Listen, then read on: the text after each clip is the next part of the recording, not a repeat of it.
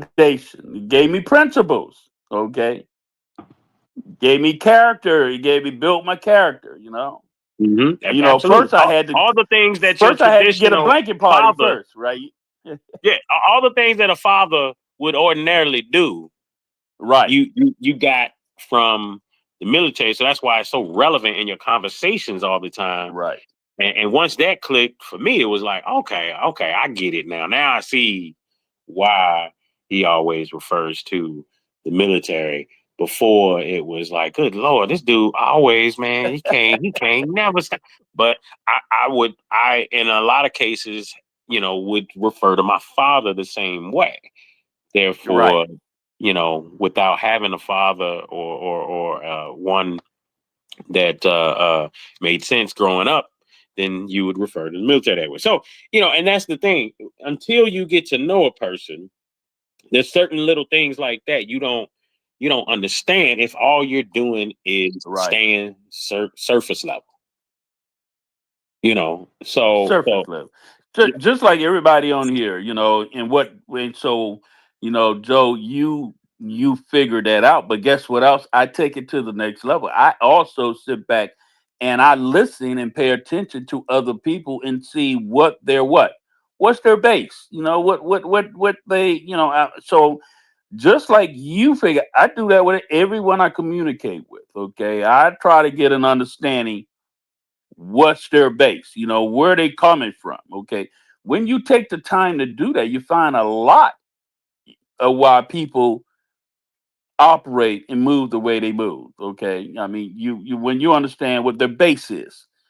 See, you figure out my base was the military, and when you understood that, you understood why I navigated it. But I want you to know I take that even to another level. I use that in everyone I communicate with now. I always, matter of fact, you know what I say? Let's qualify this conversation. You can qualify who I'm talking to. And Thursday I want to know. So tell me about you. Remember, I used to do the shows like that. I mean, you remember the show we used to do? Remember, we used to get a guest. What I used to always do before we got started, Joe? I want to know, we'd ask them about themselves. yeah, themselves, right? We would focus on learning about them. Absolutely. Learning about them first, right? Remember Mhm. how we used to do the show? I mean, it was an intentional posture Yeah. of what we did. What it did before they, even if they came to if you go back, Joe, every one of our interviews that we did, and we did a lot of interviews. A lot of people really didn't understand it, but that was part of my. But I started that from the Focus Show. Focus, follow one course until successful. You know what I'm trying to find? Always follow and find out who you're working with, who you talking to. you know. Absolutely. Absolutely. Man, you say focus, and it immediately takes me back to this past Thursday's show. Yeah, that was a good What, show, man. what was the old cliche? Seek to understand instead of just being heard. And let the Absolutely. noise.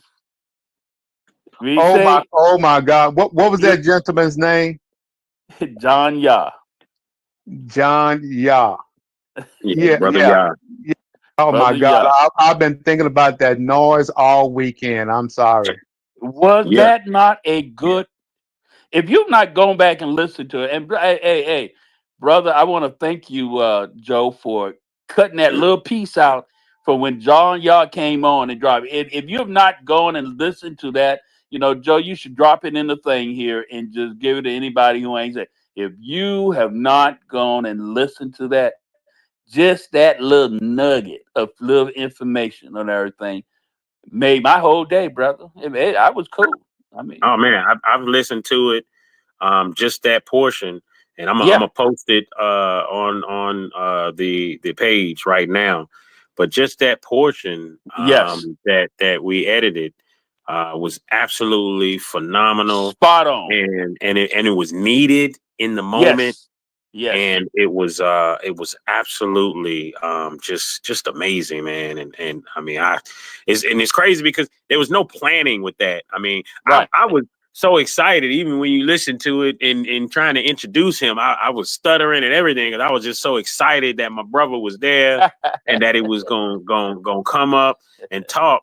I had invited him before, and like he said, this was his first time on X. He downloaded the app and all of that and got it together. Yeah, But yeah. I did not know that he was coming up, and with him showing up, man, I was just so excited.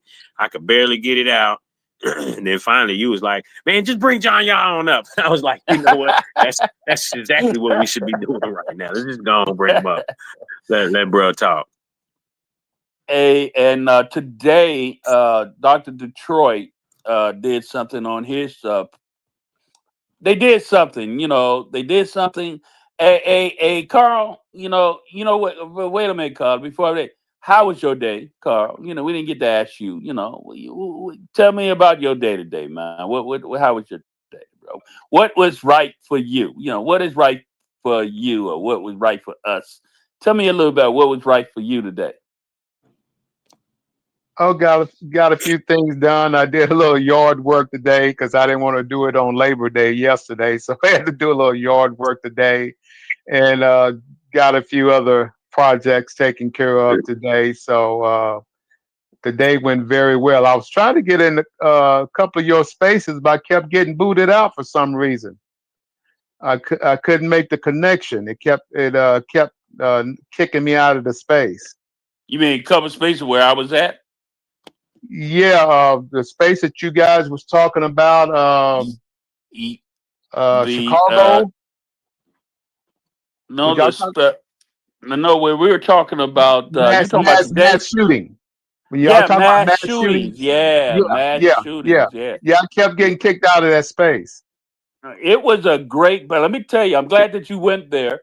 And anybody else, put your hands up if you wanna, if you wanna add to this conversation. What is right for us? What is right for you? Okay, when we say us, we speaking of you. What is right for us? What is right for you? What is right for us? When I think about what is right for us, I'm talking about humanity. Okay, I'm talking about humanity. Then whatever you want to identify as. I identify as a freeman. Okay, I used to identify as Negro, Black, African American, and all that other stuff.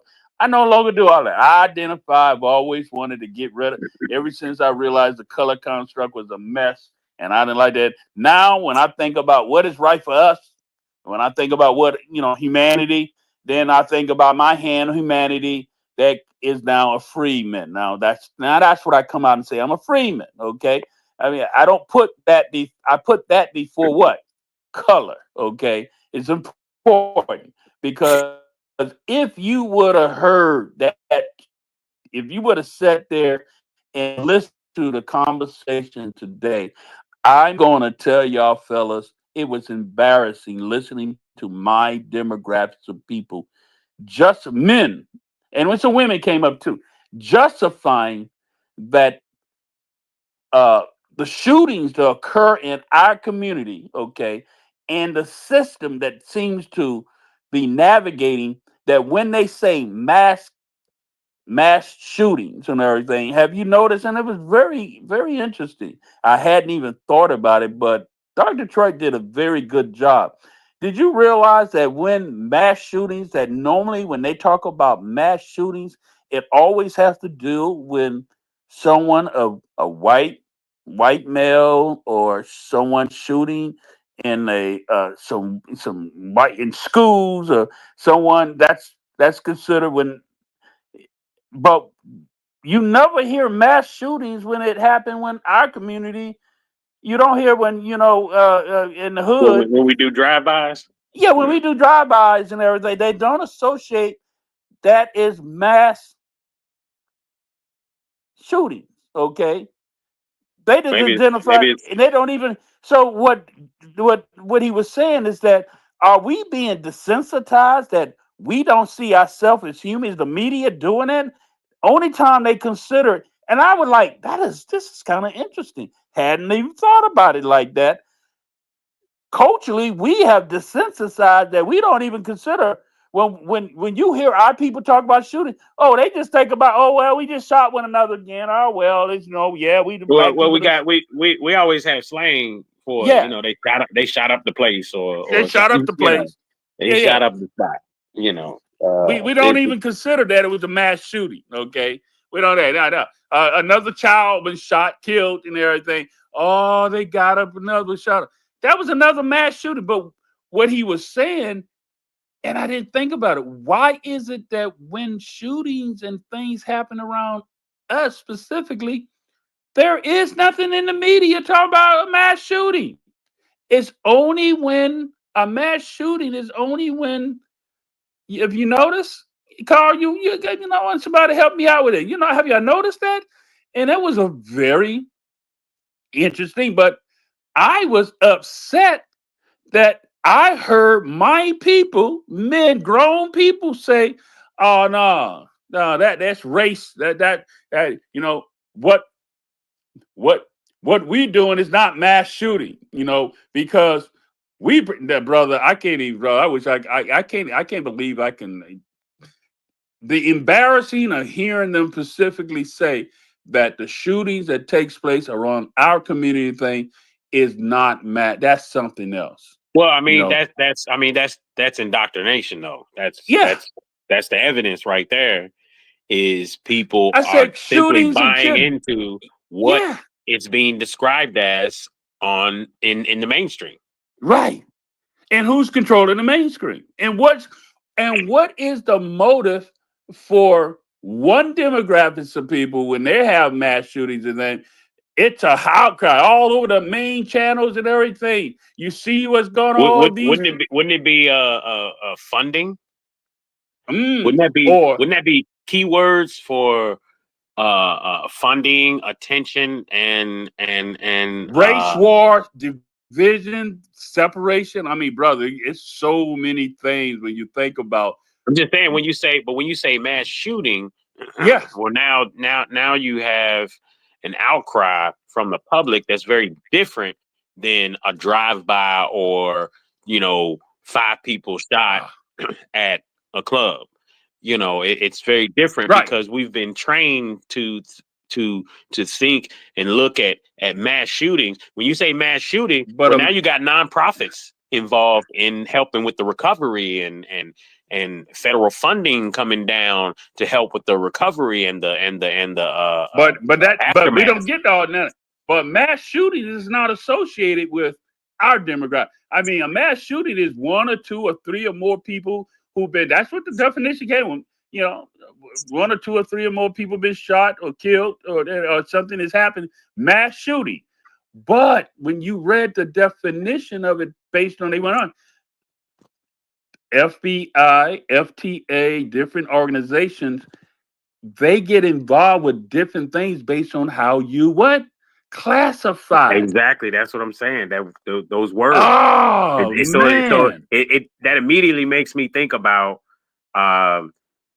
um, inheritance versus Yes. reparations. That Right. terminology and how a simple twist of Change the terminology terminology can make a specific and difference alter the whole when you thing. start talking law and Right. funding and everything else. When you start talking legal terms versus quote unquote slang, then it changes the outcome.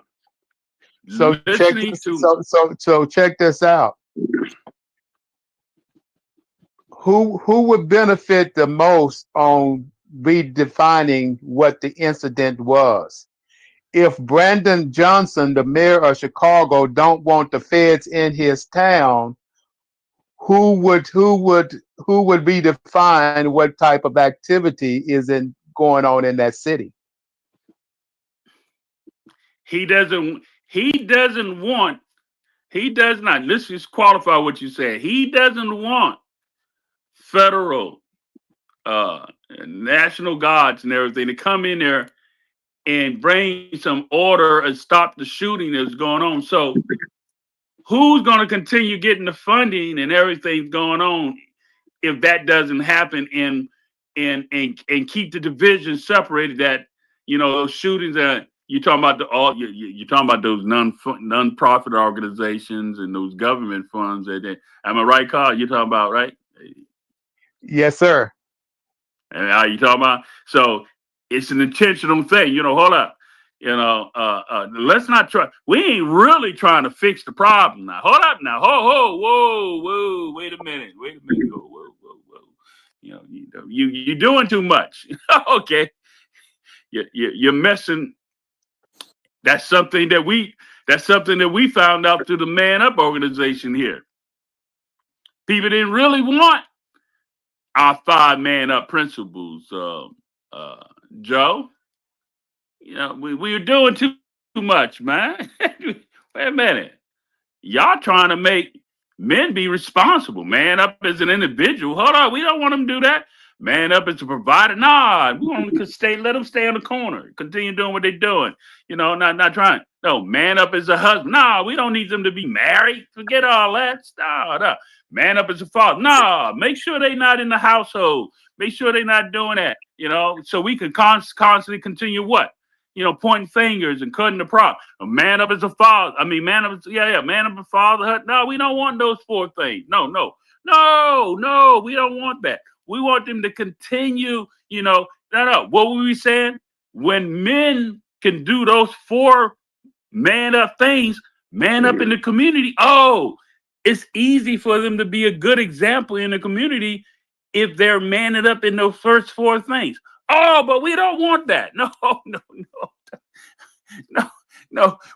They stopped showing us in the media. What happened to it? I actually went to the. Why you're not putting us in the paper anymore? Found out. Guess who? Hey, Joe. Guess who? Guess who took over? And I commit some LBGT liberal male who now was covering our section in the West End. He no longer reported on it because he said, y'all, they were calling us conservative. That's why everybody was mad at me because they thought because I was at the head. So what I did, I stepped down together. Found out the liberals did not report on what we were doing anymore. Oh, the 4 media channels, they stopped coming out when we the Man Up group is going to be here at our function and this and that or this. Before the first 2-3 years, man, we were being reported all over the news, man. I mean, one time an incident happened where women got shot at the bus station, and I, how I am. The media showed up, and I called it a punk move. I said, "Oh, punk move." For a little shorty to shoot a defenseless woman at the bus stand. Well, that gave Man Up. Man, that went haywire through it. Local group called that a punk move. Young man shooting that. So that's where we got where we started getting people coming to us and everything. Guess what? 4 years later, man, left media, just what you said, Carl, shut all that down. Wouldn't report us, wouldn't say anything to us because we were doing too much. We're doing too much. Yeah, the FBI definition of a mass shooting is 4 or more murders occurring during the same incident with no distinctive time period between the murders. So peep this because I just this is amazing. I'm not gonna read all of this, but I threw some stuff in Chat GPT just to see what Chat would say. And even after I threw the initial in there, I went after how does it play out with funding from organizations.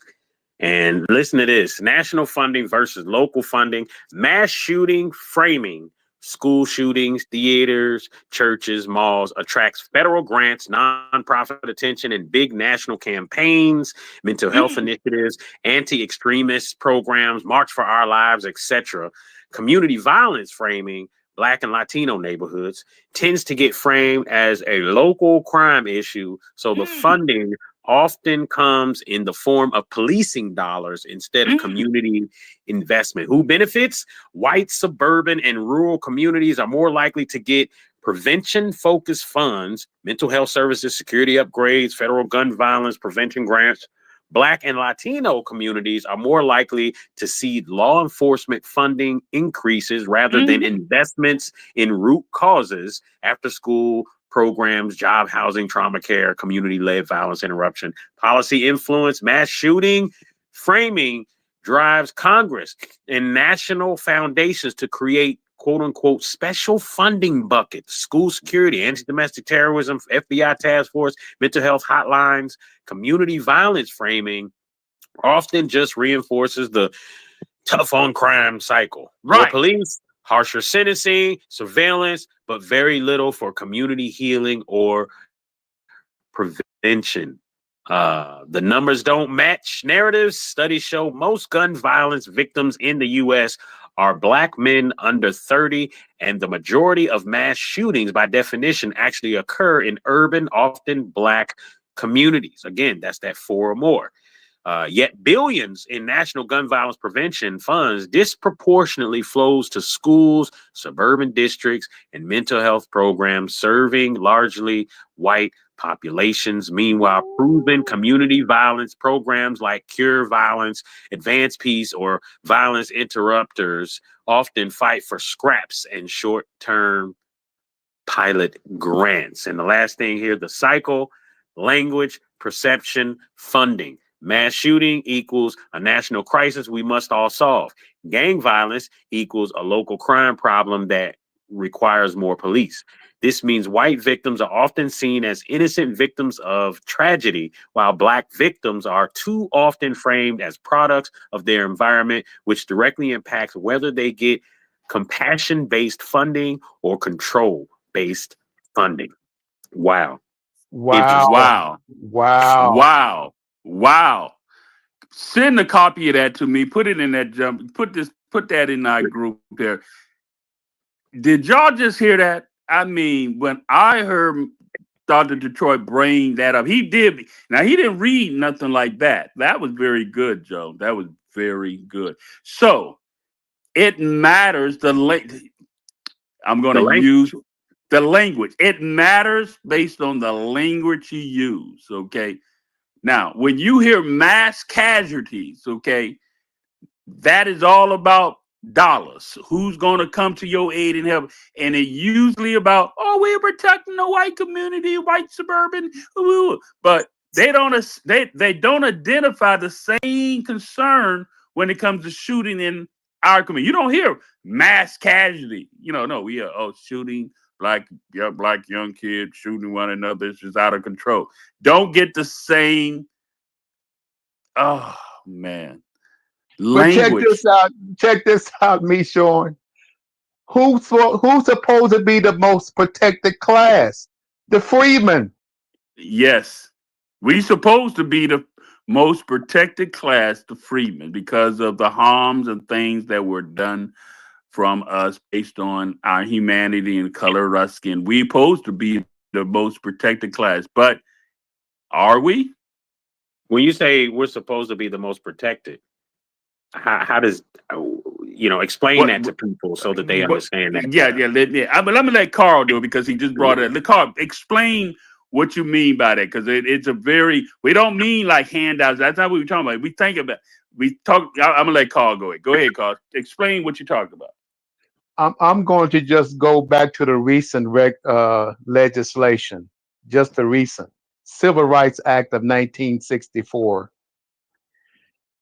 Because there was segregation, because there was discrimination, the Civil Rights Act of 1964 was supposed to reverse all that. And we were supposed to be the protected class. Although they redefined freedmen and inserted minority in there and added other people group has also within that category. We were supposed to be the protected category.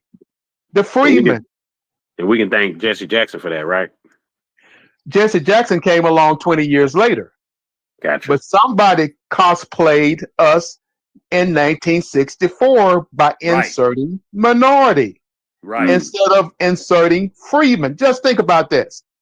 We were the people being segregated. We were the people being discriminated against. How in the world did these other people groups get inserted in that legislation? No, not in the legislation. How did they get inserted in the regulation?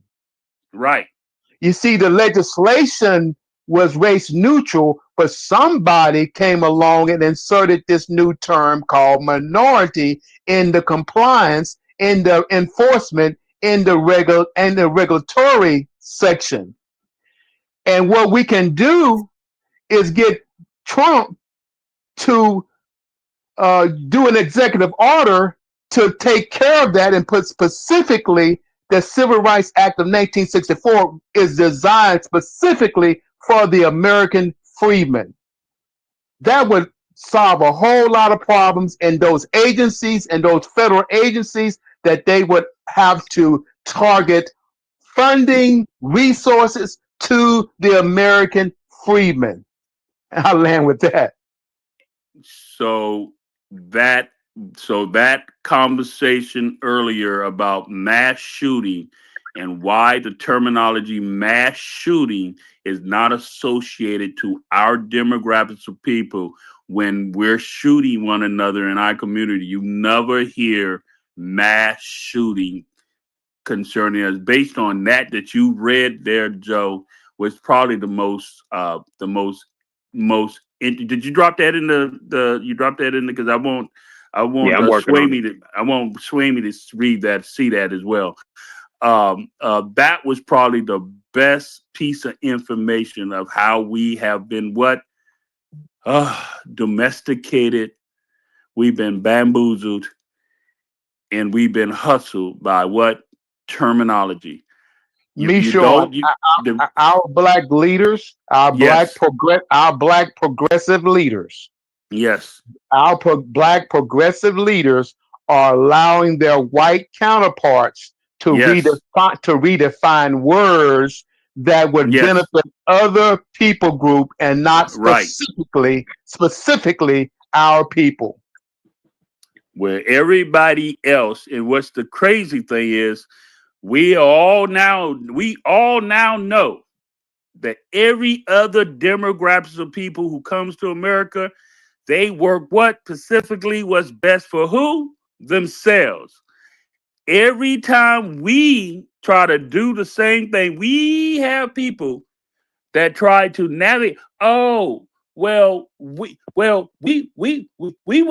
want to do what's right for us as Americans. Okay, we want to do right for us as Americans, and we can't do anything specifically for you. Isn't that what Kamala Harris said? Isn't that the same thing what Obama said? Okay, can we go there? Absolutely.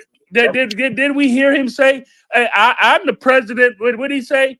I'm the president for who?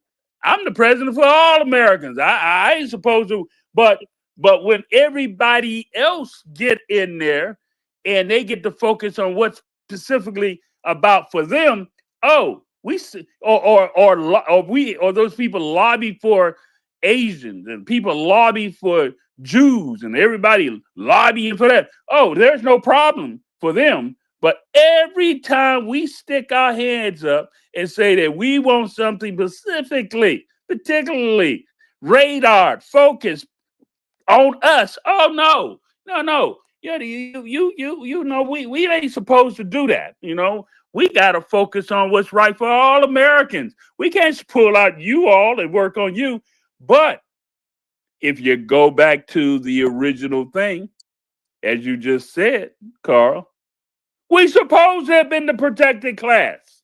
We supposed to have been the demographics of people who supposed to have been treated right because of this country intentional and put us in this position as a demographic. I mean, we're supposed to be that. But this is why I said be careful of the rabbit holes. We got caught up in this rabbit hole. You know what rabbit holes do, right? Joe, you know what a rabbit hole do, right? Yeah, take you somewhere else. It takes you somewhere else. I've been reading And your book. I've been reading your book over the weekend, America's Little Black Book by Norris Shelton. I'm on the 20th chapter. There are 39 chapters. And when I saw 39, I said, okay, in the Bible, there are 39 chapters in the Old Testament. But anyway, I've been reading America's Little Black Book by Norris Shelton, and he is on point. was he on point? He was on point. Now a few of his phrases need to be upgraded, but he was on point. Yes. Uh, I tell anyone that's us culturally.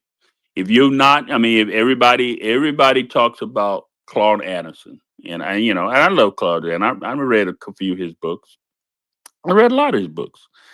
But if you've not read Noah Shelton, America's Little Black Book, um, it's something that you need to read because Noah Shelton really exposes something that, and Carl, would you agree? I mean, I'm gonna go right here. He said something that I at the time I was calling myself an African American when I met him. Even though I didn't like the term black, I didn't like the term black. I was calling myself an African American. And when I met him and he exposed me to his book. Oh, matter of fact, before I even go, the metaphor. Now, Carl, I wrote this already, so it makes me. You just called me America's Little Black Book. What else is that saying? Just the title, America's Little Black Book. What else? What's the metaphor? This ties into Joe. If you can't comprehend, if you're not astute to understand the title, you may miss the benefit to turn to your benefit. So I need to ask you, Carl, America's Little Black Book. What else is that title saying?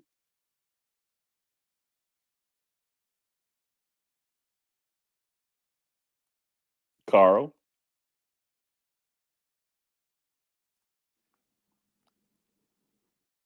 are we frozen? Are you still there, Joe? I would say, can you hear me? Yeah, I can hear you now. Okay, I would say it's America's Little Black Book. It's their manual on I meant how to create a slave class. okay, okay, okay. Do you remember? Their their Okay, their their their secret manual. right. That's what I'm saying. Because Black book. You ever your heard when black book. somebody say I I got a used to black have a book? black book when I was younger. I used to have a little black book. It was bigger than a little black book, but yeah, it had It kept some what? numbers in it. It You had didn't want some everybody secrets. to see, right? Nah. Everybody didn't need to see them numbers and all them ladies that was in there. Nah. Mr. Shelton was crafty when he titled his book America's Little Black Book. When I came up there and asked him about when I finished reading the book, he's the first one that told me the word astute. He said to me, he said, most people are not astute to understand the title of my book. And I'm like, what do you mean? He says, America's Little Black Book. What am I saying? He said, many of us are not astute to understand the title of my book. That blew me away when I realized he's talking about all. When you've been reading the book, he's talking about all the secrets, the hidden gems that America actually not wanted us to know. Is he not dropping it in the book? Yeah, Did you catch that? He's exposing all the things that America did not want you to know because it's been kept in America's Little Black Book. That's why I like his book so much. Thank you for bringing that up. And that's why I wrote my book the way it is too. I am not your black, comma, America. you got to understand the title so you can understand what you're reading inside. Okay, so America's Little Black Book is really about learning all the things that America do not want you to know. He exposed it all in his book. What do you say? When you read enough now, would you agree, Carl? Yeah, yeah. On the back of it says, Shelton set out to unravel the mystery of why his people have so long tolerated being treated with less dignity and respect when compared to other ethnic groups in our own country. His conclusions will surprise you. In this book are observations about the collective birthright of an entire people and their need for self realization and action. His fresh new thinking and prescription for change could well break the chain of ignorance that has perpetually plagued these people and has a result paved the way toward a true racial relations breakthrough in America. Yeah, America's Little Black Book. He's exposing all the little secrets in this book. There you go. That's why I have said that he was the father at ADS, American Descent, but he actually came out in his book. He says descendants of American slaves, and later it's not written in this book. Later, me, him, and a few other people, we came up with American Descendants of Slaves because American Descendants of Slaves is not in the book, right? Right? You haven't seen anything about says it says descendants of American slaves or American slaves, right? That's in his book because he wrote his book in 2000. His book dropped in 2005. He was not saying American descendants of slaves. He was saying American slaves and descendants of American slaves. Am I right? Yes, Only yeah, like descendants of American slaves. right. I keep going to you since you're the one probably you're the most person who's reading the book. And I know I read the book 5 times already. I understand it. So the concept of American descendants of slaves only came about after me and him met and all other people that I brought on. And you know what, Joe? Guess who? Actually, Joe, I'm gonna let it be recorded. Guess who's the person that actually? Guess Cosby. who? Do you know? Do you remember? Do you know the person who actually Cosby. gave us the term? Huh? Oh, not Cosby. No, no, no. Martin Smith. Oh, really? I did not know that. Yes, yes, Martin Smith. Martin Smith was working on the American Party. And We so still got to get he him on the got to show. meet, yeah, yeah, we still got to get him on the show. So, and I, and so he got to meet Noah Shelton through me and everything. And Noah Martin went with us to St. Louis when we doing the Brown thing, the all the things that was going on in Missouri and St. Louis and everything. And so after he had that experience with us, he says, and this he called me. He said, "Me, Sean, I think you all should actually, instead of saying descendants of American slaves, I think because he was working on the American Party, he said, I think you should say American descendants of slaves." And I like, prior to that, no one was saying American descendants of slaves before Martin Smith said that too. We was on a conference call, okay, and we was talking, and so we called up Doctor Curlin. Doctor Curlin didn't like the concept; he liked the descendants of American slaves. We called up Norris. We called up Peter, okay, and I made it was me. You know how I made a decision. No, I like that. Dr. Norris, we gonna start saying American descendants of slaves. I like that. Put America first. And that's where ADOS was birthed with Noah Shelton, but the credit goes to Martin Smith.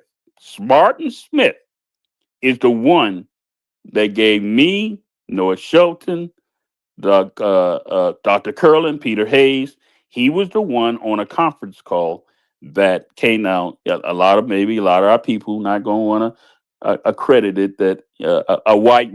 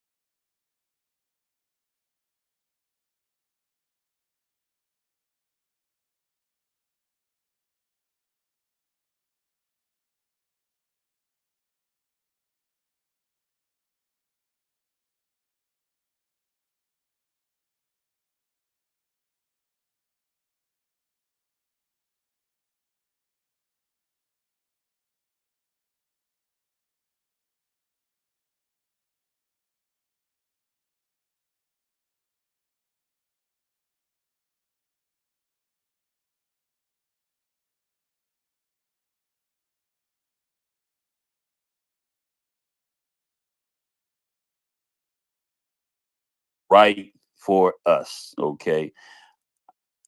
I'm going to say what is right for us is we cannot be afraid to examine the truth. We got to not be afraid to hold people to the truth. We got to not be afraid to back people up. When I say corner them on the truth, make people respond to the truth. Now, there's a thing about when you when you know truth, you got to be what? Accountable for the truth that you know. Now, a lot of truth gets people in trouble. Some truth can get you in trouble.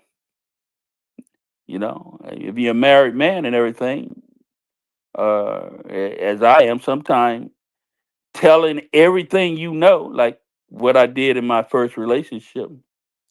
I told everything I knew about my childhood to my first wife. It was the truth. It wasn't good for me to tell my first wife. You know, okay, y'all not laughing, y'all don't understand, but it wasn't good to tell everything I knew. Okay, maybe when I tell you what took place in my drill sergeant, when my drill sergeant came out and asked me why was I standing, the truth was I was told by the other guys, drill sergeant, I was told that I wasn't in charge of nothing. It was the truth, right? But that truth led to us being dogged by that drill sergeant. So the next time I'm standing out in front of a platoon after I've got beat up from what they call a blanket party, I got my ass whipped, okay, by the whole platoon. The truth got my ass whipped, okay. So when the drill sergeant came back up and asked me, Private Floyd, what happened to you? You think I'm gonna repeat? You think I'm gonna repeat the truth? See, are y'all with me? We The truth following. shall give you a beating. Huh? The truth shall get you beat. Sometimes the truth, you may have to suffer the consequences of the truth. And Reverend Moon, in his book, he says sometimes you gotta lie.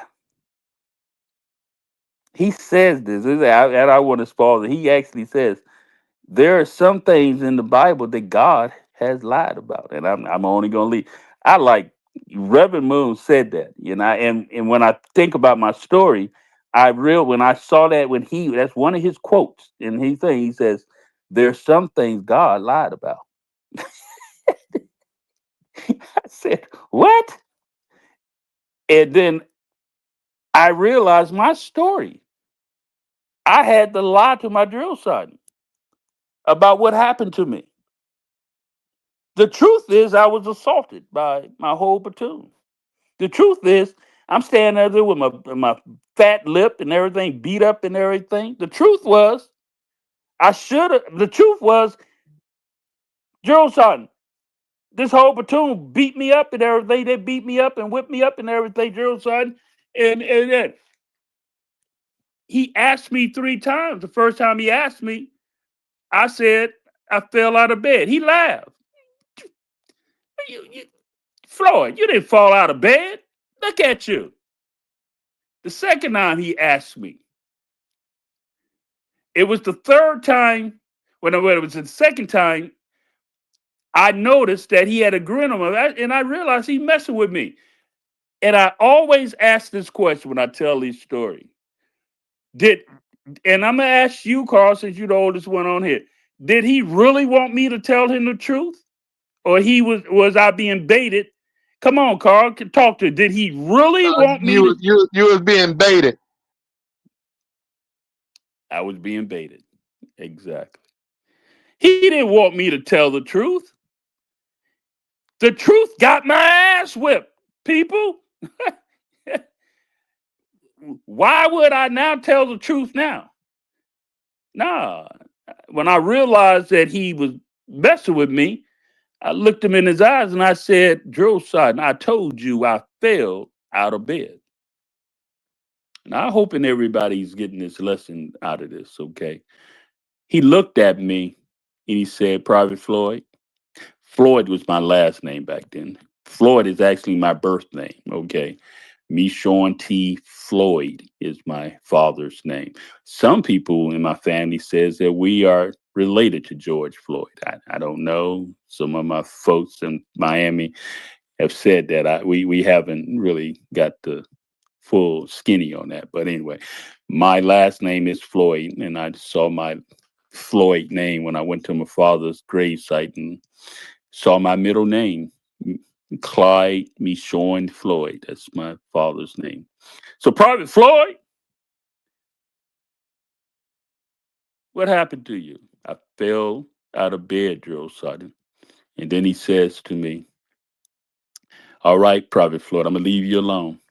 And when the platoon, when he dismissed the platoon, the same guys who had whipped my ass, and these are older guys who was in the Black Panthers. See, in 1978, when I went in the military, the Black Panthers was being forced to either they were either be arrested and go to jail, or they could had the option of going in the military. So a large majority of the guys that was in my platoon was ex Black Panthers, but these same Black Panthers guys kicked my ass. Okay, and I never forget when they came around me and said, "Yo, man, you know, yo, man."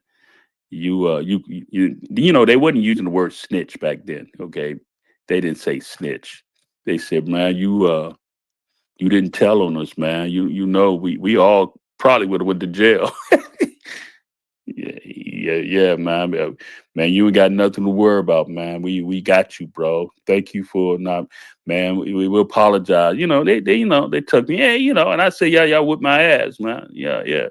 But my basic training turned out to be the best basic training. I was 18, just so y'all know a little bit who I was 18 years old, weighing less than 100 pounds, looked at like a little frail kid and everything. And by the time basic training was, I was doing push-ups. I had built brother had gotten, man, guys was helping me get over the bar.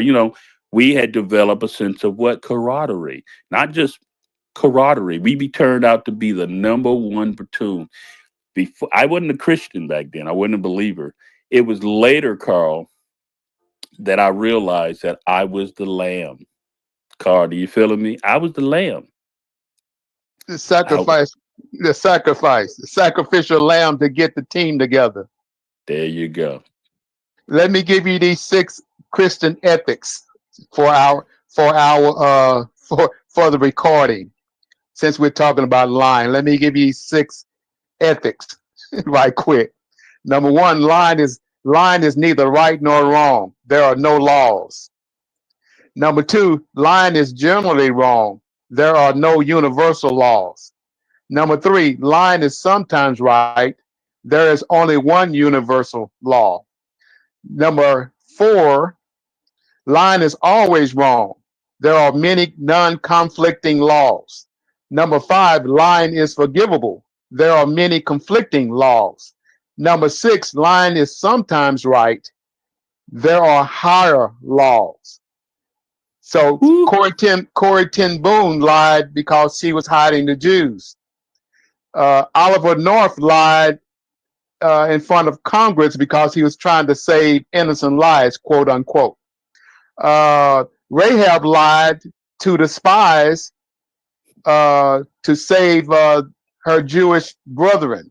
So again, I gave you those 6 ethical things on lying, and everybody in the space got to choose for themselves. Man, well played, brother. Well played. And I never knew and understood what the story I just told you about me lying until I was reading Divine Principles and saw Reverend Moon says, God has lied. God has lied to us. And I like, what he meant by that. And I'm not going to leave it as that. Some of you are going to have to do your own. There are some things that God has lied to us about. Reverend Moon, he's the only religious person, spiritual person that actually have said that God has lied to us for our good. Mm, mm, mm, mm, mm, mm. When Now I am, I'm gonna have to check that out. I know some people yeah, in the Bible have lied, but I'm gonna have to check that other part yeah, out. yeah. I mean, I'm gonna let you do your own research on that because it's deep. It's deep. There's things, I'm a hint to it, okay, but there's things that you can literally see what. And we talking about Old Testament. I mean, we only talking about Old Testament. That's where God we're really speaking to people in. Only talking in Old Testament. You can literally see in the Bible where God said some things that might have not been all true. Okay. Okay. That's what I'm talking about. It might have been told to you so you can what? Do what you need to do. Okay. I'm just saying. Okay. I'm just saying. And matter of fact, I'm gonna throw this one in.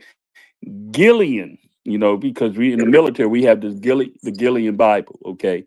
Gillian, it says what? It took how many people? I mean, how many people did it take for him to win that war?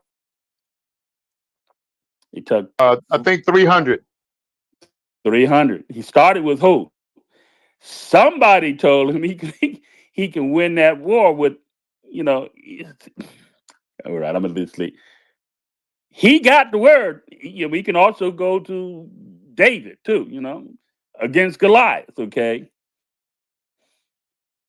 there are people, there some people, or some would say God told someone that you can take this, you can do this, or you might not be able to do this, or but this is you have to exercise your faith. Faith is not based on what substance that is understood, but what based on what you believe. Did you catch that?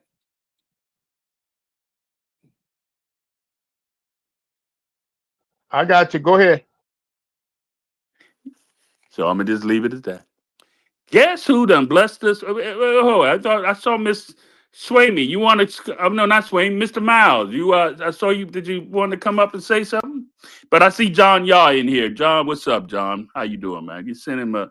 Yeah, we were just bright. Did you hear us talking about you? You must have heard us talking about you, man. I mean, we don't record. I don't listen to your little portion about 3 times already, man. That you blessed us. You blessed us with your presence. Did Joe put it in the jumbotron? Man, I'm still trying to figure out how to do that. Oh, you just copy it. All you got to do is copy what you send out. Just copy it. Just the same way that you copied and sent it to me and put it. I just copied and put it in there. That's nah. It's more to it than I've not seen you put anything in the jumbotron. No, not in the jumbotron. I'm talking about in the blue pill. Okay, you're not the jumbotron. I'm talking about the blue pill. It's in the blue pill. But okay, that's what I'm talking about. I'm not talking about the. Yeah, no. But when people say the jumbotron, there's a difference. And yeah, I know. I know how to do that. I have to show you. I can't explain it to you. People season.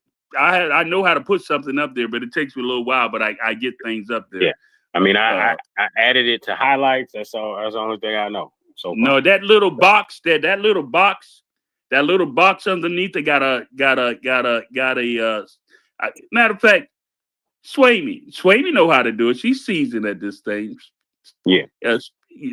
Swamy, you want to come up and show explain to Joe how to do that real quick? Mr. Wiles, Swamy, anyone of y'all want to come up and say something? Hello, Mr. Miles. I sent the invite, but she might be. I sent her an invite. She might be out. What's up, Mr. Miles? Oh, there she is. Yeah, I can. It's just when you post it in the purple pill, then you hit on. There's a arrow on the right hand side, and then it should you click on the title of your room and it should share. So I just did something like that. Do y'all see it? But you can actually do it. You now that you anyone. Oh yeah, anyone who's a co-host. No, anyone can do it So as once well. you come to the stage, you should be able to do it. Yeah, right. Like you can do it. Right. You can take. Did you just do it, Joe? Yeah, you just did it. Yeah, you just did I it. did. Or Yeah, did it's up Sway me there. do Yeah. it? No, who did it? Did you do it, Sway Me or Joe? I shared I mass. might I have. He shared. did it. He did it, I and I did I it. shared. I'll remove. I shared the mass shooting. There you go. Yeah, there it is, right there in the Jumbotron. Yeah, there it is. But I'm sorry, guys. I have to go. I was stepping in for a little bit. But what were you saying about the mass shootings? Any word that you had in the thought process towards mass shootings and what is right for us? Because what we put in the Jumbotron is ChatGPT and the difference between mass shooting versus how it gets labeled in our community versus how it gets labeled in another community. Oh, yeah. I hate that ChatGPT is linking the Latinos with us. Though we are own people. I'm tired of them being lumped with us because that in itself is a game too. But yes, there is, like where it says community violence tend to get framed as a local crime issue. So the funding often goes in the form of policing dollars instead of community investment. And what we're seeing in Chicago is basically corruption. It is what it Right. is. Yeah, they've been taking the money. They have not For been, quite a long time, haven't they, Sway Me? exactly. And the nonprofits that supposedly have the black people as the front, or black people or have a nonprofit, they not doing the work. We seen it right here in Louisville, Kentucky. You ain't telling me anything I didn't know. Yeah. Yeah, it's not going back into the community to help the people in any way, shape, form, or fashion. It's all an image and trickery and illusion while they steal the monies. That's all Poverty that is. pimping people. That's why I coined that phrase down here. Now I'm seeing a lot more people using it. Poverty pimping preachers, pastors, professors, and people in our community. They've been pimping our community. And how you know when I say poverty pimping, where all the gross poverty at? Where's all the poverty at in our communities? Where you got all these black churches and everything, and we got the gross amount of poverty in our community. Have y'all even noticed that? That's where it all like. I mean, when you scale it down and you look at it and see where the gross amount of poverty at, you can also count how many black churches in that community or how many nonprofit organizations and the Democratic Party in that community. Am I being too harsh? I'm not being too harsh, am I? What do you mean? I mean, it is what it is. It's Right. reality. It's last 50, 60 years. Look where we at. And nothing specific for us. And then on top of that, the monies that do go to the nonprofits, there's still nothing been changed in our Right. community. So Right. When it black is what it people is. That's wake the up truth. And that's the and truth. And that's become why it's time for us to intellectually change things. independent And I'm enough. really excited about what I believe the Freeman and things going and what's happening with that. I believe they're going to be and I want to say this to you, Swamy, there's going to be multi aspects of the Freeman movement. Okay. We had our Freeman cookout this yesterday, and we got a couple new people that stepped up and everything. There's some new things. There's some things about to come down with the Freeman Nation and everything. So I'm excited about that. And I want you to also know that people in this group have sent out your flyer. I seen Joe posted all over on our Facebook page your petition. Okay. And what's interesting about the way it works is you get feedback as to people signing up. Right. So that's actually pretty cool. And you can go slap some people in the back of the head who have yet, once you tag them and Right. know that they haven't seen it.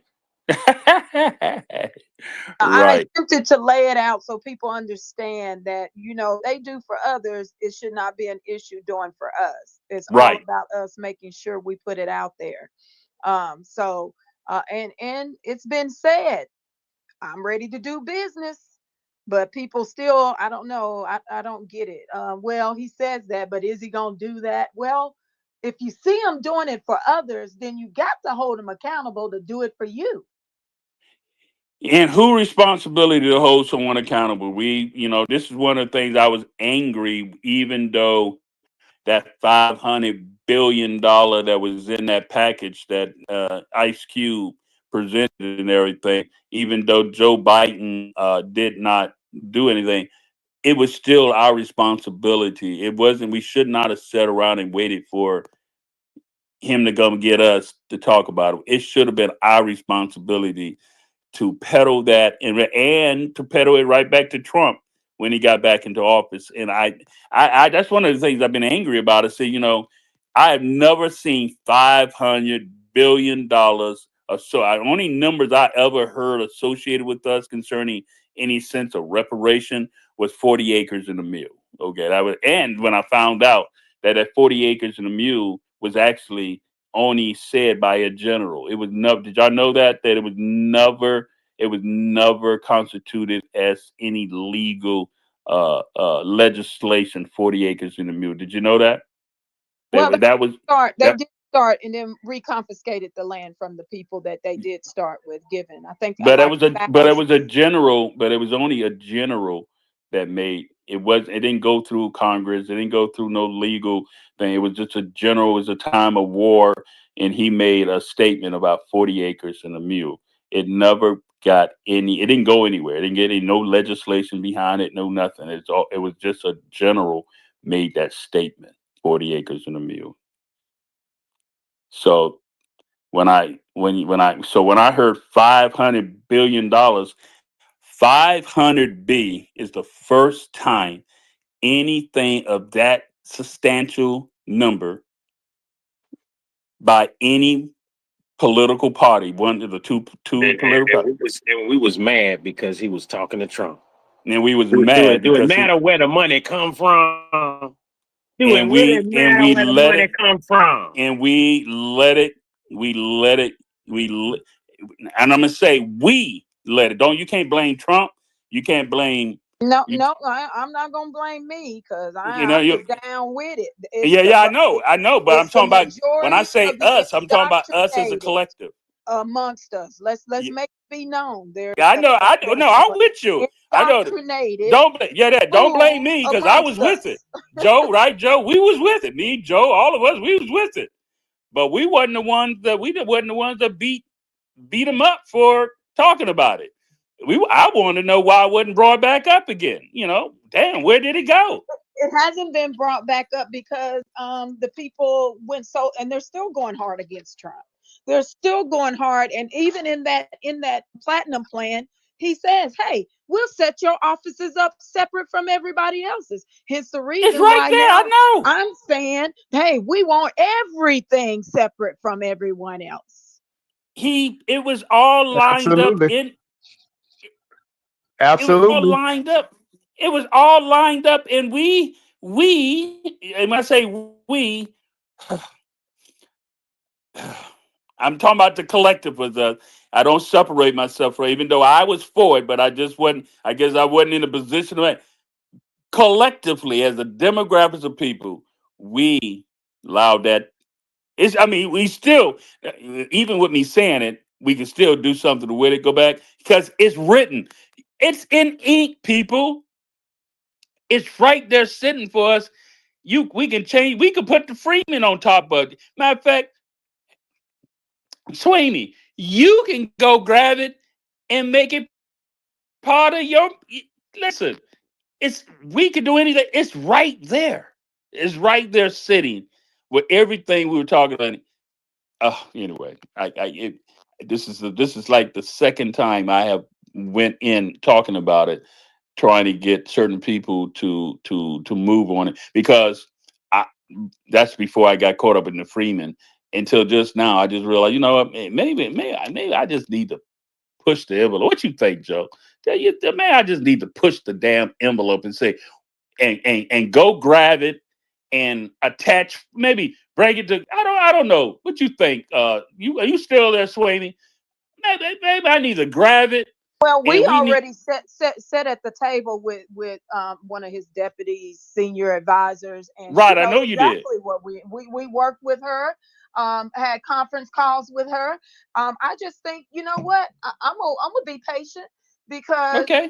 we're gonna get that call and we're gonna sit there and we're gonna do business, and everybody else just gonna have to go along with what we do because they Amen. don't have the astuteness to be able to make these decisions at this point in time. I It am is what so it is. glad that you just said. I'm glad that you are feeling the word astuteness. That word astuteness Perfect is time to use it. it is right. That was the perfect time to use it, and you played it right. Exactly. We, when I think about, and let me tell you something. Norris Shelton said when he said the title of his book, "I'm not Joe." He says, "America's Little Black Book." He might as well have put a comma between black. America's Little Black Book. America's Little Black Book. He should have put a comma between America, comma, Little Black Book. He could have, he was literally telling us there's things in here that you all are not astute to, that y'all need to familiarize yourself to turn it to your benefit, because that's the second part of astute. How do you turn what it is you understand to your benefit? And I believe that culturally, we have been played for our lack of astuteness. I want to see if John Yah wants to come up and speak to that. I believe we have been played, we have been played culturally to our lack of astuteness, to not be able to take what we see. I mean, because I think John would probably understand this probably better than any of us on here, because what he went through. There's no way John could have ever been able to accomplish and achieve if he had not gotten the astuteness, okay, of learning how to overcome. And then he played it to his benefit. Every single one of us can do the same thing. It's like playing a game of chess. You got to first become aware of what's being played before you or what's being done. And then you have to take that you discovered and apply it to who? To your benefit. That's the key. That's why when Noah Shelton said that word astuteness, and I went and looked it up, I realized that is what's been hurting us as a whole. We have been lacking proper astuteness. And I pause for a reason. Go ahead. I pause for a reason so we can what? Turn to our benefit. Go ahead, Carl. I like what you said. I like what Norris Shelton said in his book. We have perfected the art of fighting against one another. We Yeah. have perfected the art of fighting against one another. In all my years, the freedman status is the superior route to get resources for our demographic of people. All we have to do is get together and push the freedman status, descendants of American slaves, and get the data aggregated to that one for our resources to go to that demographic of people. It is race neutral. Right. And would you say, Carl, that more importantly, why that would be such or the better terminology is because it was once legal jargon, Right. correct? Absolutely. And I know some people don't like Ann Coulter, but Ann Coulter is the splitting image of the white WASP person in America. And she have been saying for decades, We don't owe anything to Hispanics. We don't owe anything to Asians. We don't owe anything to LGBTQ people. The only people we owe something to is the descendants of American slaves. She have been saying that. She's recorded saying that too. Absolutely. And again, we Put have that to in have the the put that in we the spot there, Carl. Put that in we there have to too. have the astuteness to galvanize together and say, hey, Clarence Thomas been telling us for decades it's race neutral. The Constitution is race neutral. Freedman status is the route to go. The descendants of American slaves. Freedmen. American freedmen. And I land there. You know, Hey, one put of the that. reasons why John Yah was able to get from his situation, he took it. He took this up to the Supreme Court. Oh, I didn't know that. I didn't realize he took it that far up. I believe, if I remember correctly, he took it to the Supreme Court, and I don't know because I think doesn't every state have a Supreme Court? Oh yeah, Right? every state. Yeah. Yeah, so it may have been at the state level, the local but area. but he took it to the Supreme Court in Kentucky. And again, this is a brother. Let me just say this: this is a brother who had 20 years over his head twice, and was able to now. Whether he did whatever, whether he, that's all. That's null and void conversation. Null and void. At this point in time, this is the brother who got himself together and decided that, and in jail, because part of this is, again, mindset. We talked about that Thursday, but part of this is mindset. He imagined himself as the greatest incense man, and now he is living that actual imagination. He was in solitary confinement for a grave most of his sentencing, and if you don't do something with your mind, you will go crazy, right? So with that in mind, he focused his mind on the imagination. And so he imagined himself outside of prison. He imagined himself. He focused on studying and learning the law, but he imagined himself in particular spaces, and he got himself in those particular spaces. I mean, how many people can say they beat, 20 years twice and got out after 3 years? You've been around John longer than I have, and I know he's sitting here and everything but I don't know if you want to cover, but I don't think I've ever heard John say that white supremacy existed for him. I don't think I have. Tell me, am I right or wrong?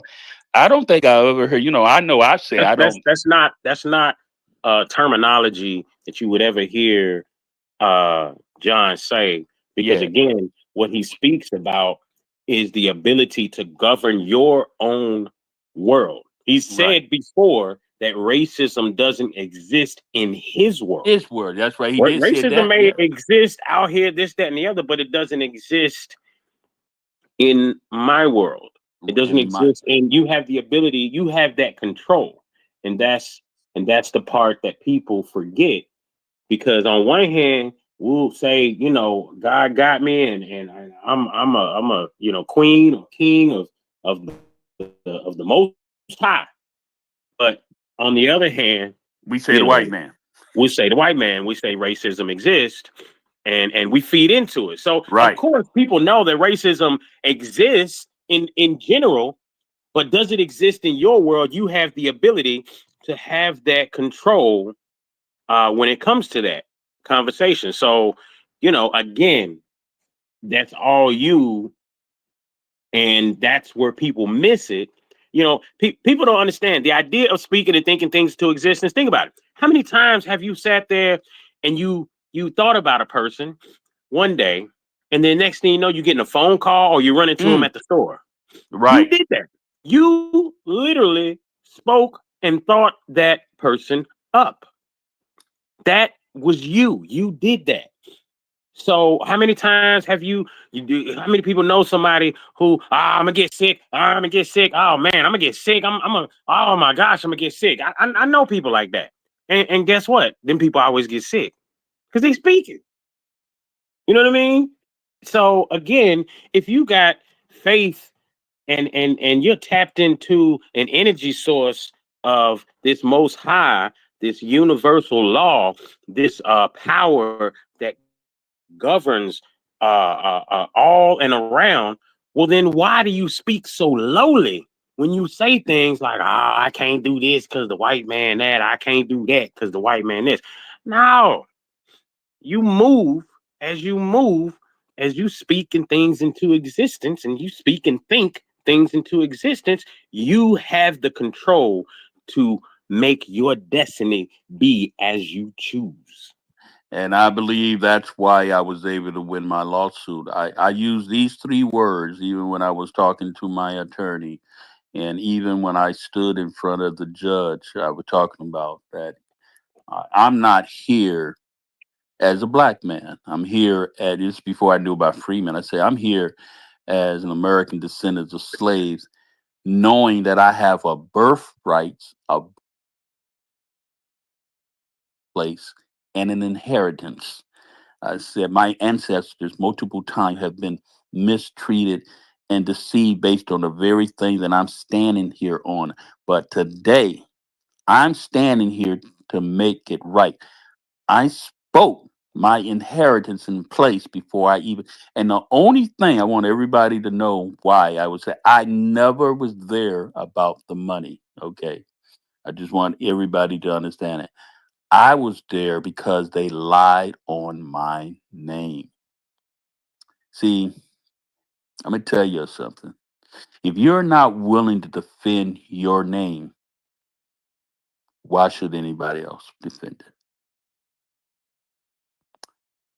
That's why I was there. I was willing to just take my 401k and get unemployment, and I wasn't even going to work for a little while. I was just going to take my unemployment and go on by my business when they fired me, and I wasn't going to say anything. It's when my wife and I was at home and we got the phone call from the unemployment office. And the unemployment office told me, Mr. Daniels, we cannot approve you any unemployment benefits. And I said, why? Because the hospital has identified you as a terroristic threatening to employees and patients. And I'm able to say it now without becoming emotional. My wife witnessed me break down. I broke down. I gave that damn place 18 years of my professional career. Being y'all don't know me, but Joe is the only one that knows me.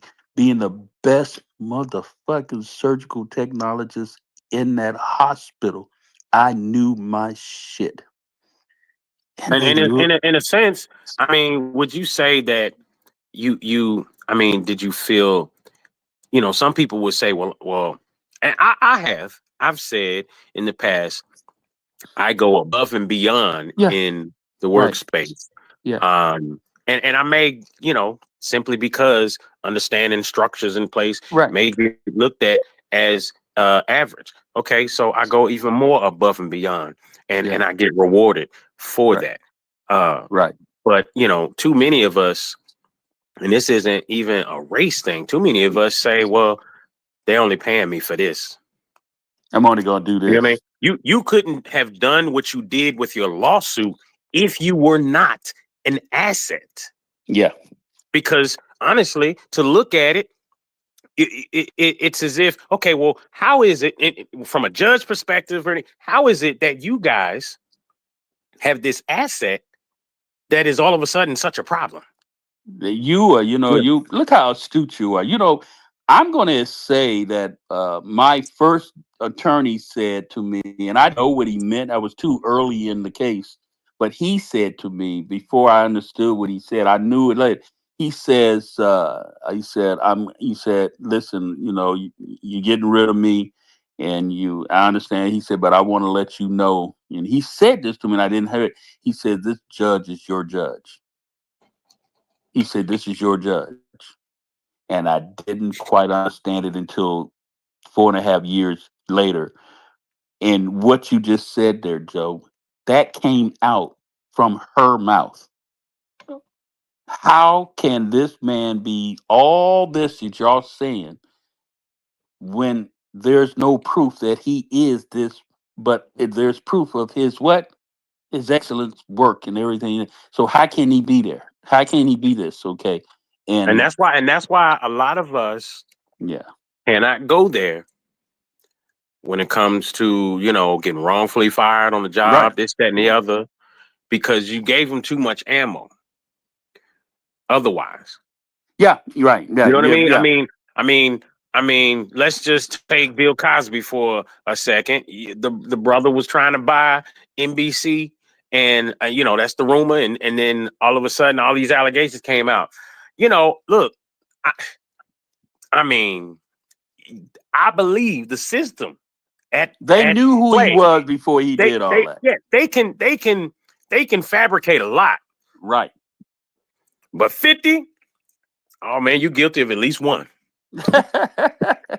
30, you guilty of at least one. At I least mean, one. you know what I mean? So my thing is, if you're the person that leaves the parties, ain't at the parties, and then some people say, oh, well, everybody was done. Okay, let's say what our mama says. Everybody jumping off the bridge, you gonna do it too?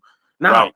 So, if you're the person that leaves the parties and not staying late and this, that, and that, ain't nobody got no finger to point at you when Diddy gets indicted. You see what I'm saying?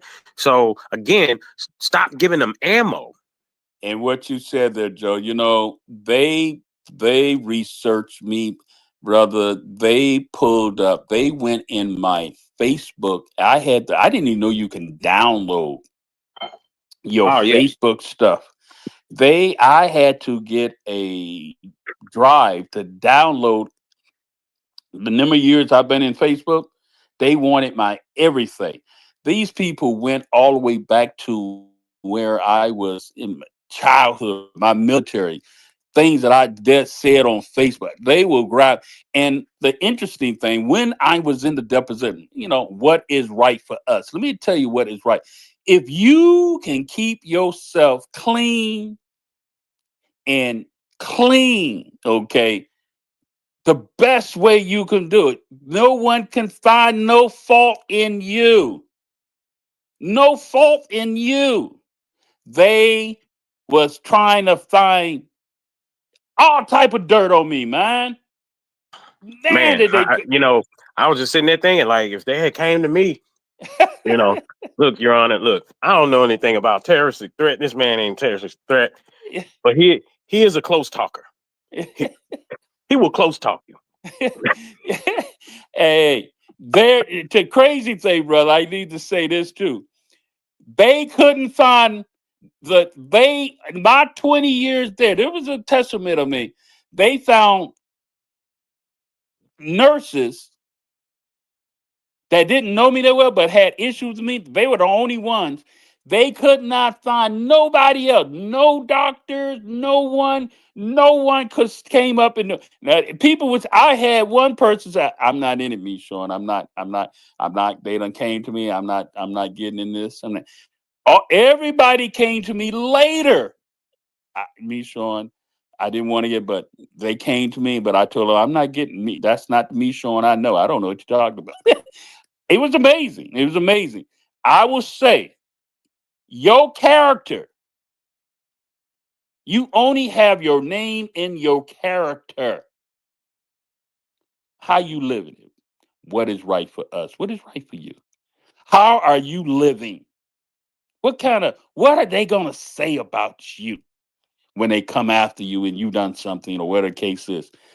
What's the report on you? What's going to be said about you? Okay. Okay, we got Mr. Miles, and then Duke got his hand up. Go ahead, Mr. Miles. Hey, what's going on there, Mishan, Carl, Joe, brother Joe? How you guys doing tonight? Hey, doing good, man. Feeling pretty good. Fantastic, brother. Yeah, I wanted to piggyback what you was talking about. You said something about clean hands. You guys, you stay in the word. So I got to come back with that because you pushing me. You know what I'm saying? You're pushing me now. I try to stay cool, but you exactly right. That's what the word tells us in Psalms. It say that's what he's talking about. Clean hand and a pure heart. I really believe that too. You're exactly right. You're exactly right. I've been in my occupation, with my profession, about 21 years. I was sharing you guys that. Business owner, small business owner, 21 years. So I really worked hard. But one thing about it was I made my show in this industry that I am. It's very racist. So I had to go over a lot of obstacles.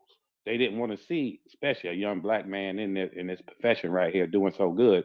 So I had to be better than all the rest of them. So not just being good, my actions, my character had to line up to what I did at work, also at home. You see what I'm saying? Hey, what So you said?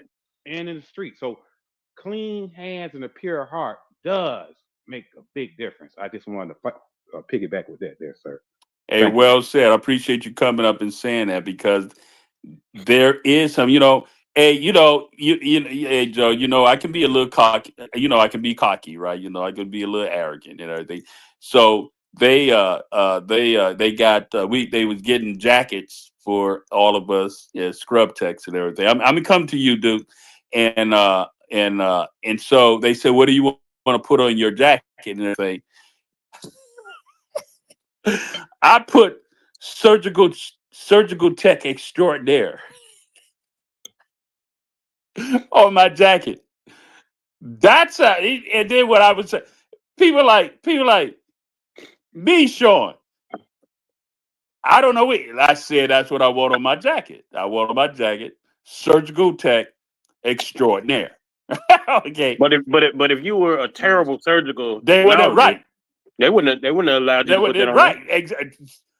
Hear what you just said, Joe. If I wasn't that, guess what? God, me, Sean, you have made that nonsense up, right? But they couldn't what? They could dispute it, right? They could dispute it. Go ahead, Duke.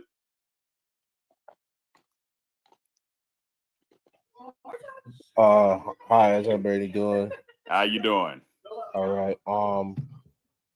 Just to talk about the prompt, what's right for us. I think at this point, what's right for us is just to stop complaining about racism and everything else. Just start building. I mean, there's a lot of people that just keep talking about racism. Right. Like, that's not gonna change. That's not gonna change. White people, whoever don't want like us, that's fine. That's cool.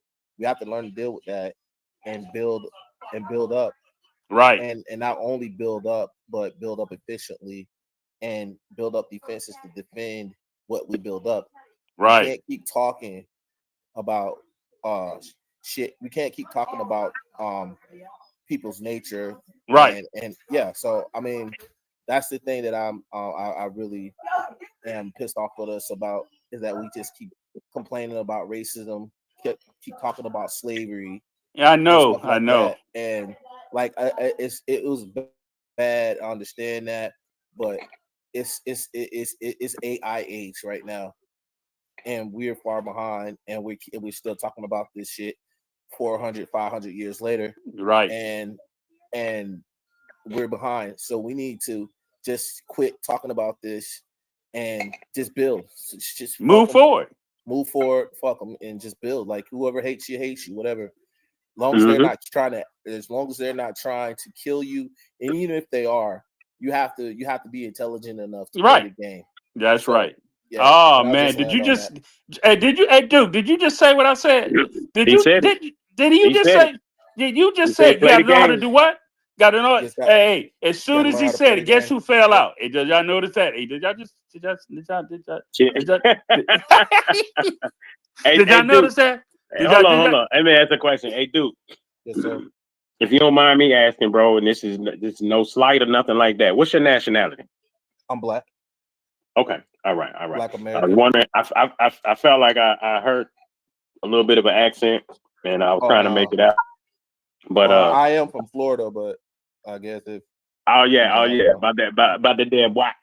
Yep. yeah. Hey, we I felt, mean, but we the both of us we from just- Florida too, brother. I'm Oh, from okay. Miami. Oh, I was born in Miami. I'm actually raised in Sarasota. So Okay. Okay. Yeah, yeah. That's what's up. That's Hey, what's up. Jackson Memorial. no, Sarasota Now you is said Sarasota. Sarasota. Oh, I thought he It's, said he was born in Miami. I was born in Miami. I think it was the hospital in Carroll City. Oh, Yeah. Carroll I haven't City. been there. Oh, Yeah. oh, it's not. They. I hear it's not even named Carroll City anymore, man. Oh, for real? It's Miami Gardens now, brother. Oh, okay. Yeah, that's Well, they I done. haven't They, been there in a if whole if while. anything, they done merged because Yeah. Miami Gardens was always Miami Gardens, and Carroll City was always Carroll City. Yeah, so yeah, but there's no more Carroll City. It's they must have it's merged Miami or something. Gardens now. Yeah, it's Miami Gardens. But yeah, you said the key word, and it's funny. I mean, we laughing because us who've been in. I've been saying that it's a chess game. It's a game. You got to learn how to win the game. And as soon as you said that, our local friend just fell off and ran. I mean, yeah. I mean, people don't want to hear that. People just want to complain. Yeah, all the blame. time, But it's playing the game, but being astute. And by definition of astute is to be able to what, gather the information and then use it to your benefit. Right. So playing the game there you go. astutely. Right. Anybody saying you got to sell out or nothing like that. Be true to who you Right. are.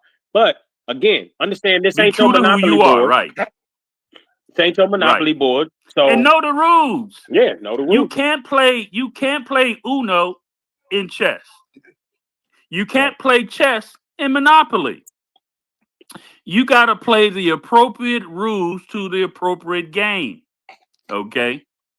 And that's our problem. And one of the biggest things, when I think John Yard would appreciate this as well, is that the legal game is serious. You got to know the legal game, baby. You got to know the Jara. You got to know and no one clowning. And I mean, man. And when you talk the legal game, you talking first and foremost and primarily the Constitution. Yeah. So, I mean, I had to get a man. Listen, I will say the best thing that happened for me is having a green attorney. I'm going to just say that. I'm going to say this, okay? Because when I had the seasoned 20-year, 30-year attorneys, they were corrupt. They were corrupt. They wasn't about to let a brother like me, who wasn't willing to play ball the way they wanted me to play ball. I wouldn't say what they wanted me to say. I wouldn't write what they wanted me to write, and I wouldn't allow them to tell me what they wanted to tell me. Nah. You ain't gonna get to tell me. So the best thing happened to me is when I fired my first attorney. He was a 20-year, 30-year veteran because he was trying to play me. Now I'm gonna say what he trying to play me. He was trying to play me ignorant, broke, and NIGGER. And I remember when I came home and told my wife, I said, I think this dude is trying to play me ignorant, broke, and the N-word. I told my wife that. I think this person is. And I said, I don't know. I got a meeting with him tomorrow. I think I'm going to sit them down and let them know. You heard me, buddy. Who y'all think you talking to? And I did. I went in there. I went off on him. And was that before or after he was giving you wrong court times? No. That's what before. I'm saying that's what cost him. That's what cost me. And a week later, I got something in the mail.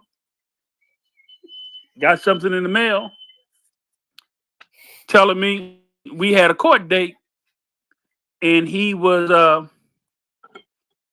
and in the thing that he wrote, it said that he was deciding that to relinquish himself from my case. And I was like, damn, where that came from? And I had to call him. And, well, he said that this is the court date. And and he lied. He didn't give me the right court date. It was lucky I had good friends. I mean, I good friends. The guy lied to me, and come to find out that he did not put the right court date in the number that I was supposed to call him. They was going to try to have court without me being there. I want to pause. How many? So for him to have done that, how many times you think they have done that to people? Probably. Where the client's supposed to have been there, but they have in court, but you can't be there because they gave you the wrong information. I had a good friend of mine who told me, I don't think that's the right number, B. Sean. I said, what do you mean? He said, I bet it's not the right number. And sure enough, it wasn't. I was astute enough and saw the court district, and I called up the judge who was going to be, and I talked to her administrative assistant. And that's how me being astute, I called up the administrative assistant and found out the judge that was doing. And I said, I've been trying to call this number because I'm supposed to be calling into this case. And then she said, oh, yeah. I told her my name and everything. She said, oh, yeah. I said, but I've been calling this number here and it's not going through. He said, so what's the number? I said, this is the number that is right here. He says, he sent it to me and everything. She said, he sent you? That's not the correct number. It's not? She said, no, you can't call in with that number. She said, why don't you just come to court? I said, you mean I can come? She said, yeah, the judge would love to see you. And so I didn't call. And you know it wasn't a mistake because that's a seasoned attorney. Yes, you're right. Then what? There you go. You caught you already had one eye open, right? Because of how he was moving and trying to get through the move. Yeah. So you was already skeptical about him anyway. Right. So and then he went and did that. Yeah. So I show up. I didn't call him and let him know I was gonna be. I was like, hey. I got there early because I found out I went there early. So I sat there and allowed multiple cases go on while I'm sitting there. I wanted to be there. And then they called my name in the hospital name. And I came up. The hospital and my attorney is all on the phone. All on the phone. And the judge says, call today. So this case against Mr. Daniels and so on, that's here. What's going on here? I see that you have a request to no longer want to represent Mr. Daniels, and Mr. Daniels has approved it. I said, no, ma'am. And the judge says, your client is here, and they said, this is how I knew he's there. Did you catch that? Mm-hmm. They were shocked that I was there. Their intent was, and this is what I learned later, their intent was, oh, judge, this is his request. He wanted me to be off the case, so we just filed the paperwork and everything for his request. And he didn't even show, so I guess he didn't need to show because I'm doing what he asked me to do. And they were trying to get rid of me. And then if I've not been there, guess how much time it would have took for me to try to refile and get that done. Do you understand what I'm saying? You would have had to start over. I had to start all over. And that's the thing. These are tactics that big corporate uses often, especially when it comes to us. And when we do not know, when we don't understand, when we don't go this is why I'm talking about it. I'm having these conversations. Of course, I can't tell you. I'm talking about the tactics that are played against us. At will, they can fire us at will. That is a law in all the states. They can fire you at will, as long as not the 5 principal things that can be federally charged against you, okay, or a corporation, your race, sex, religion, You age, you cannot be fired for any of those things. For anything else, they can fire you for at will. That is a law. So so that's so they can do that anytime they want to. But if you don't know that, okay, then you fall victim. And if I did not have my good seasoned partners and friends with me, and I'm talking to me, they would have got me too. Because you do realize if I had not had my friends to tell me, I would have been on there trying to call and I would have missed my court date. Am I right or wrong? Absolutely. I would have missed it. And so what happened, and what happened is I hope people understand why astute paying attention is so very important. Had I not had the astuteness to pay attention that this attorney was not for me, and, and I not had that astuteness to call one of my friends who's an attorney, he's a military attorney, and tell him what was going on, and my other friend, okay, who was the NAA head of the NAACP, okay, and tell him what was going on, I would not have gotten the insight to combat that astuteness.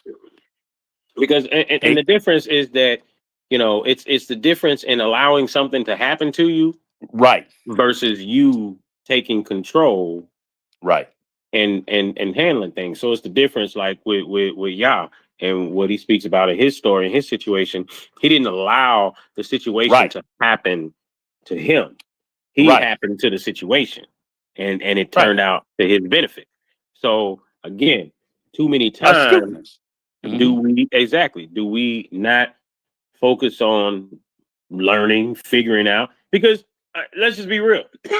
As a people, and y'all know this, we have a fuck it mentality. Let's just be real.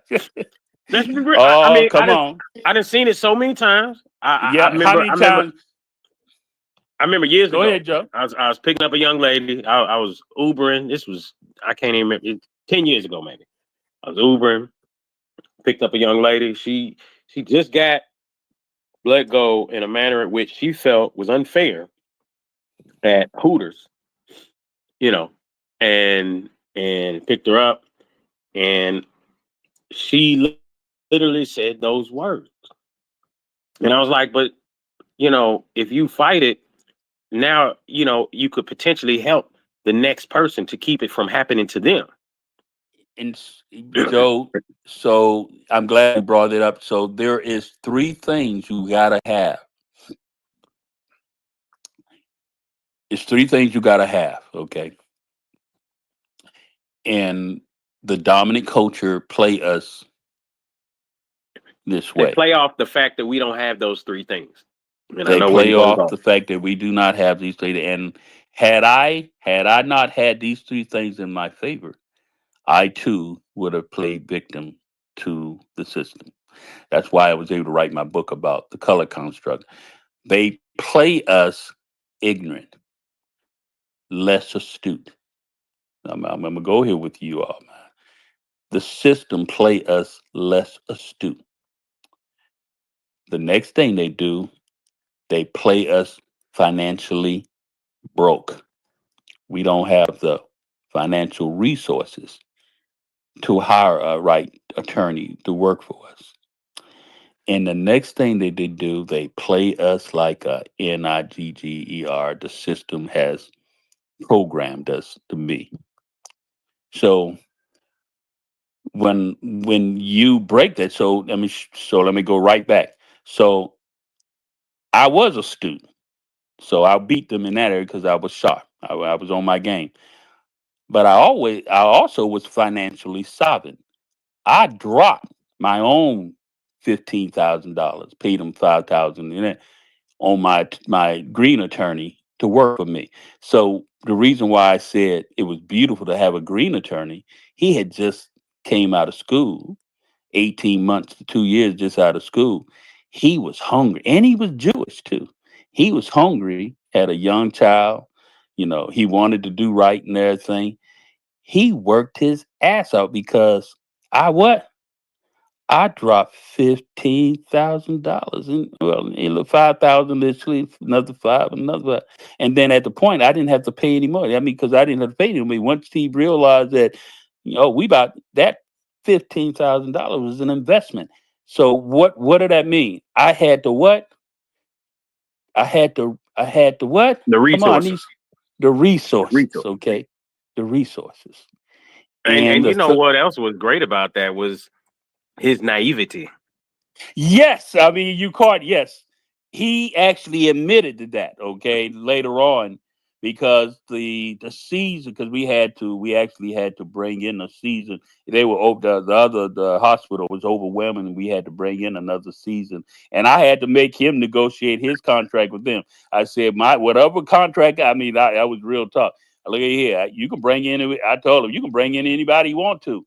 You gonna split whatever you gonna split with them out of yours. That I mean, don't come back to me because I ain't changing my 60 at all. Okay, you know what I'm saying? I told, I said, And I and said and you know, and so even what I mean, further, I was but astute about. Well, like I said, I don't give a damn who you bring in. You can bring in whoever you want. Just make sure you figure out how y'all gonna get paid out of your money. All right, now they ain't don't come. but he Don't was also he was also naive yes, about he was also naive about how lawyers typically yes, move yes, he in was. situations like this where they are representing a Yes. melanated man or a melanated Oh, person. but he caught on real quick because he caught on real quick, and because now people who I now turn him on to, he talked different now. I mean, yeah, this anyway, that's another conversation. He's contaminated now. He's good and contaminated, but I'm glad I caught him when he was green. I'm glad I caught him when he's green. He's no longer green anymore. Yeah, he matter of fact, this how I kind of plays with him. I said, what is right for us? And I'm clown. What is right for us? I clown with him. This was his first case now. I said, have you been paid higher than anything you done paid much getting paid from me? He like, no. I said, I said, your first check was the biggest check you have gotten, and you haven't beat that yet, have you? He said, no. I said, all right. So you're gonna always remember me, right? Joe. We don't even talk anymore because the last time, I'm really got in his butt because I realized because something happened is that he let it out the hat, and I called him on it. That he said, I asked him, I said, if the other attorneys had gotten to you first before I've gotten to you, would you have ever taken my case? And he never responded. The fact that he did not respond, y'all do realize that that was the answer, right? Yeah, because I mean, again, he was green. He was naive at the time, so he did not have the, I mean, again, Astuteness. you learned through that whole ordeal how the lawyers in the community Yes. play together. Yes, they do. No matter Even the black no matter attorneys, whether right? they're prosecution versus defense, a lot of them tend to play together against a person like yourself. The plaintiffs. Okay. I mean, they all about trying to get paid. Even a black attorney that John y'all know, I learned a lot. Okay, that this person could have helped me out a lot more than they did because whatever reasons. And I became a little upset later on when I realized, and then I learned later that this is the truth. One of the brother attorneys told me, he said, "Me, Sean, the reason why you was able to get that young attorney, I mean, the reason why that young attorney, he didn't have nothing to lose. He was green. He said, to take on your case, we would have needed to have a serious cash. They had to be financially solvent to take on my case. and do all the work that they was going to have to do and everything. He didn't have that. Okay. And I'm like, what they were saying is that you were able to take someone who was green, who didn't know the system and everything, and by the time that he had done all the work, the seasoned attorney came on board and saw all the work he had done. They walked right into something. He said they walked into something, but they would have never done what he had done without being paid. You A follow whole me? lot more. A whole A lot whole more. lot more. There you Yeah. go. You caught it. You got it. I needed someone else to say it, not me say it. A whole lot more. You follow me? Absolutely. So it's about that time, and we again, what is right for us? That's pretty much a staple in conversation. But go And ahead and do your thing. Go do your thing before we at close. at Go do. at this point, definitely want to give people time to come up and do a round of speak your piece on what is right for us. You see, we was talking about mass shootings and the difference as to how things get labeled when it comes to us versus other people. And and even with that, sometimes I'm not gonna lie, I'm wondering if even that conversation or the thought thereof of me focusing on that thought is me focusing on the noise. On the But noise, right? again, that's a whole nother conversation because it is Mr. Just Ask Joe and Uncle Michon in I Ain't Your Black. This is the podcast that offers healing, insights, and epiphanies, discussing and reviewing everything others are afraid to talk about. It's all about what is right for us. I ain't your new black. I ain't your old black. I ain't your future black America. I ain't your black. And now, it is, once again, it has been yours truly, Mr. Just Ask Joe and Uncle Michon. Remember, y'all can check us out on social media, from YouTube to Facebook, Instagram, and TikTok. And as of right now, even in this moment, the show is being streamed live to YouTube and Facebook and Instagram. So you have the opportunity, whether you want to listen to it again here on X or any of those other spaces, we encourage you to subscribe and like and all that good stuff. You want to get with either one of us, you can hashtag Mr. Just Ask Joe or hashtag Uncle Michon, and you will find us anywhere. So with that being said, I want to go ahead and let everybody speak and say something if they want to say something in closing here. Want to give everybody an opportunity and a chance. If there's anybody who wants to come up, just let it be known. I'm going to go ahead and send everybody an invite to speak. And you have that ability.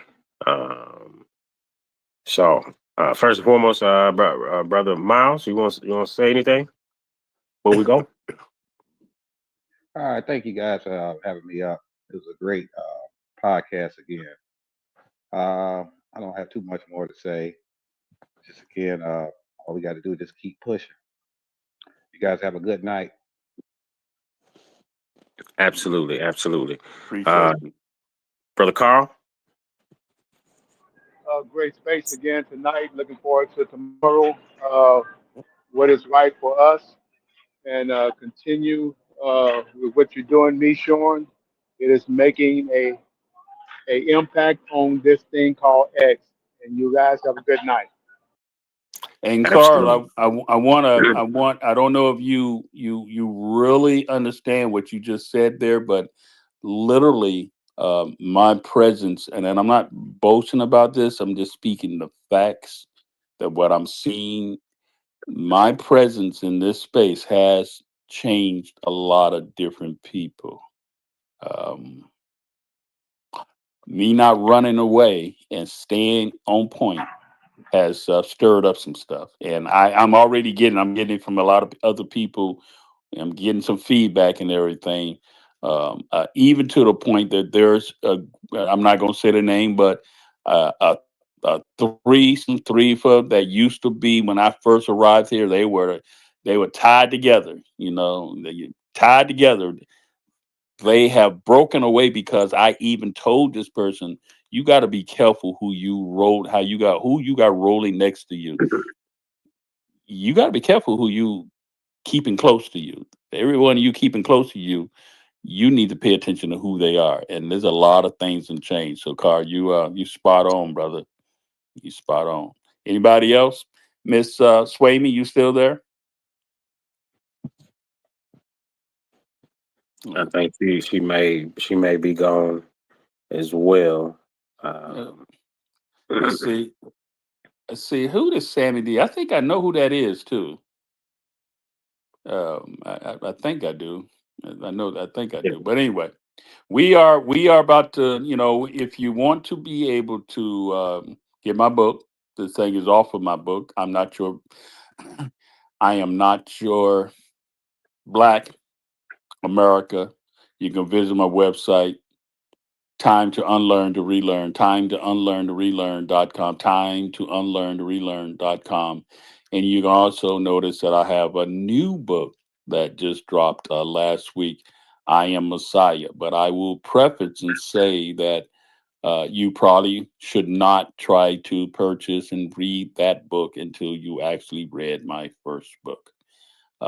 You probably will not be able to understand why the title of my book, I Am Messiah, and the things that I'm saying there, if you have not read the first book. And so, with that being said, if nobody else, this is a wrap. Our strategy is that we here Tuesday, Wednesdays, and Thursdays. We try not to be long, but we try to be strong. And we always try to leave you intentionally something that you can go home with. Y'all have a 7 blessed day. p.m. Tuesday, Wednesday, 7 p.m. Yes, 7 p.m. Eastern. Yeah. Peace to you. Right now.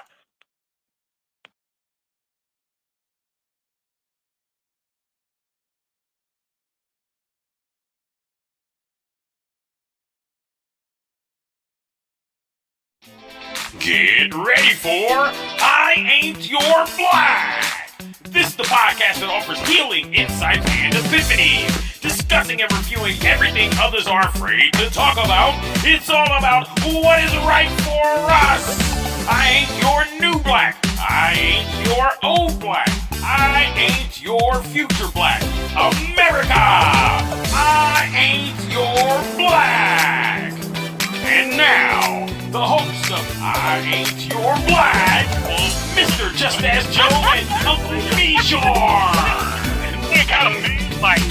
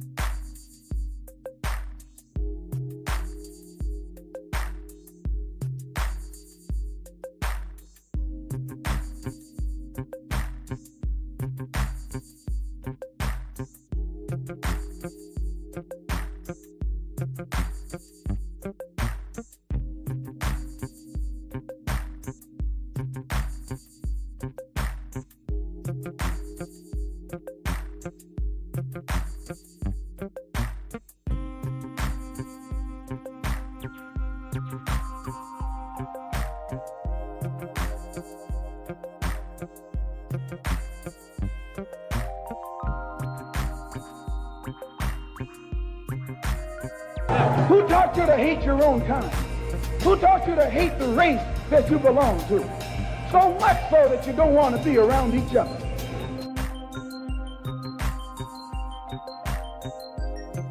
When black people wake up and become intellectually independent enough